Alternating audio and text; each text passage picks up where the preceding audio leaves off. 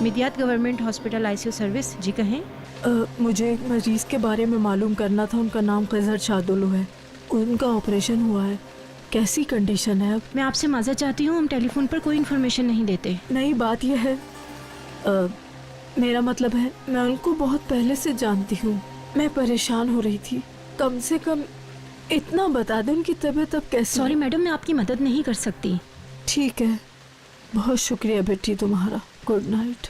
Good night madam. क्यों दुश्मन की खैरियत मालूम कर रही हो अस्मा?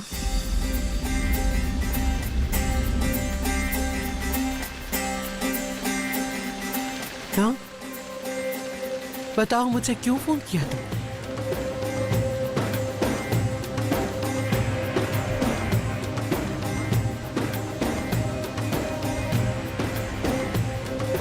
हाना माँ बहुत अच्छी तरह से जानती हूँ। मैं उसे बहुत पुराना जानती हूँ। मैं परेशान थी, इसीलिए जानना चाहती थी कि वो कैसा है। तो फिर जान लिया तुमने? नहीं जान सकी। ठीक है, तो फिर मैं बता देती हूँ। मरा नहीं है वो। बुरे लोग इतनी आसानी से नहीं मरते। उसे पहले अपने हर किए का हिसाब देना होगा।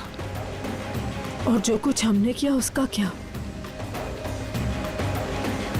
जो सारी जिंदगी कुर्बानी देता रहा हो, क्या उन लोगों का भी हिसाब होगा?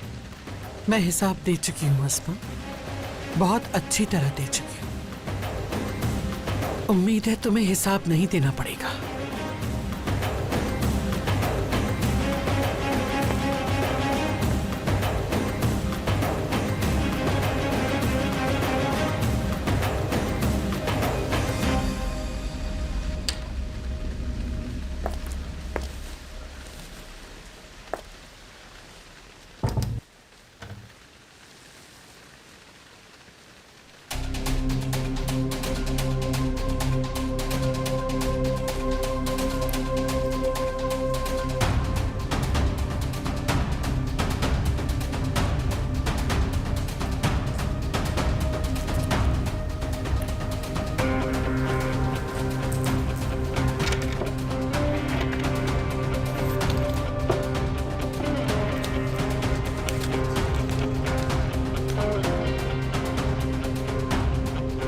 तुम्हारे खेलों की बदौलत बर्बाद होने वाली जिंदगियों का हिसाब देने का वक्त आ गया है अजीजा अस्लान भाई।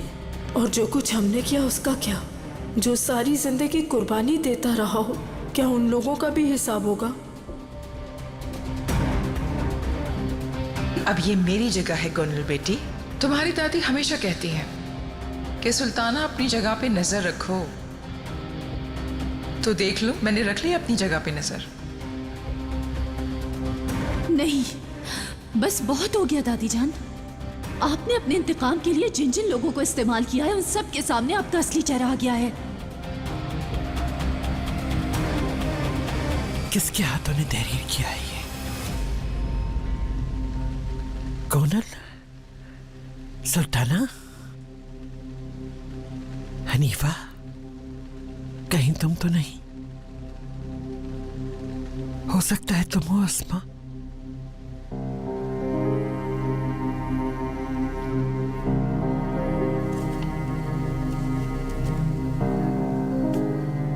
मतलब कि जिंदगी बर्बाद हो गई है ना अस्मा?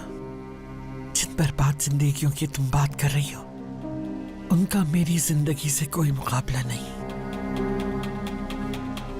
जब मेरी जिंदगी बर्बाद हो रही थी तो उस वक्त मैं 18 साल की भी नहीं थी।